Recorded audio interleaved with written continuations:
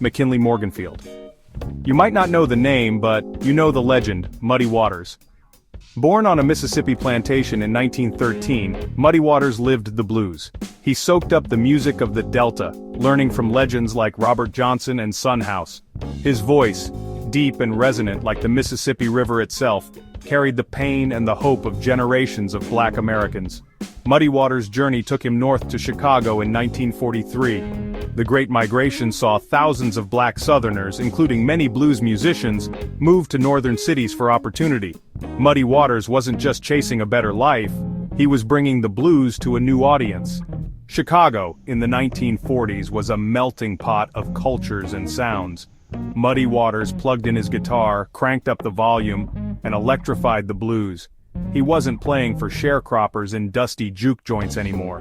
He was playing for factory workers, for dreamers, for anyone who felt the rhythm of the blues in their soul.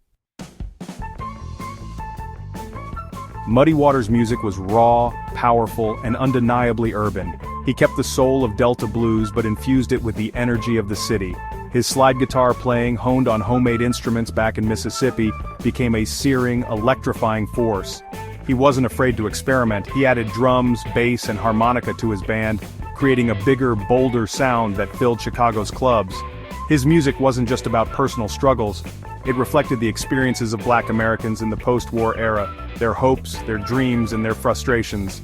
His band became a breeding ground for some of the greatest blues musicians of all time. Willie Dixon, Little Walter, Jimmy Rogers, these were Muddy's sidemen, and they went on to become legends in their own right. Muddy Waters wasn't just a musician, he was a band leader, a mentor, a true architect of the Chicago blues scene. Muddy Waters' music was more than just entertainment, it was a soundtrack to the lives of Black Americans in the post-war era. Songs like Hoochie Coochie Man weren't just catchy tunes, they were anthems of pride, sexuality, and resilience. He sang about love and loss, about hard times and good times. He sang about the realities of living in the segregated South and the challenges of making a life in the urban North. His lyrics were gritty, honest, and relatable, resonating deeply with his audience. Take Mannish Boy, a song full of swagger and confidence. It's a declaration of independence, a young man asserting his right to be heard.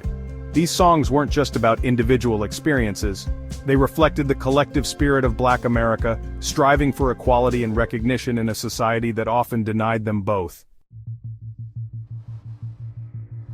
Muddy Waters' impact extended far beyond the blues.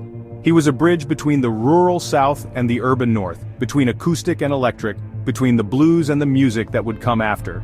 He was a direct influence on the British invasion, inspiring bands like the Rolling Stones, the Yardbirds, and Led Zeppelin.